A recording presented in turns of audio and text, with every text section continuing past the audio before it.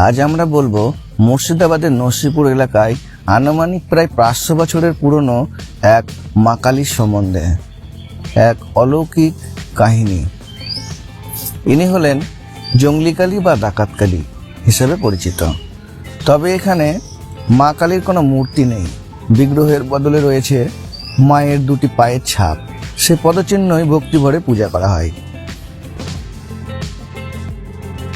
মুর্শিদাবাদের নরসিংপুর এলাকায় এই মা কালী জঙ্গলি কালী বা ডাকাত কালী রূপে পূজিত হয়।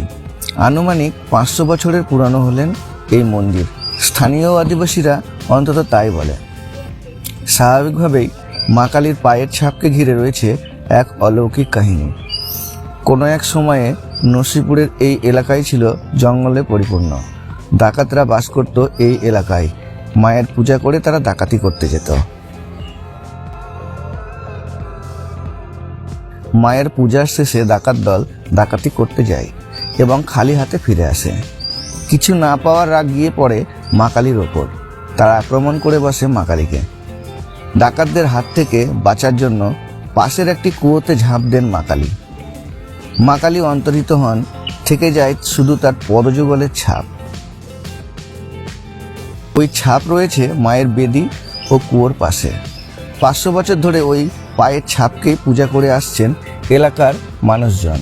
কালী পুজোর সময় জেলার বিভিন্ন জায়গা থেকে মানুষ আসেন এই জঙ্গলি কালী বা ডাকাত কালীর পুজো দেখার জন্য। একটি বহু প্রাচীন নিম গাছ রয়েছে এখানে। সেই নিম গাছ থেকেই মাঝে মাঝে বিভিন্ন আওয়াজ শুনতে পাওয়া যায়। এলাকাবাসীরা মনে করেন গাছটিতে মা কালীর সহচরীরা থাকেন। সেই কারণে মন্দির সংস্কার হলেও গাছটি কাটা হয়নি।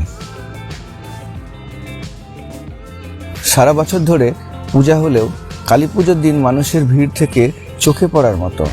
বিশ্বাস, আস্থা সমস্ত কিছু নিয়েই জঙ্গলি কালী আজও আকর্ষণের কেন্দ্রবিন্দু।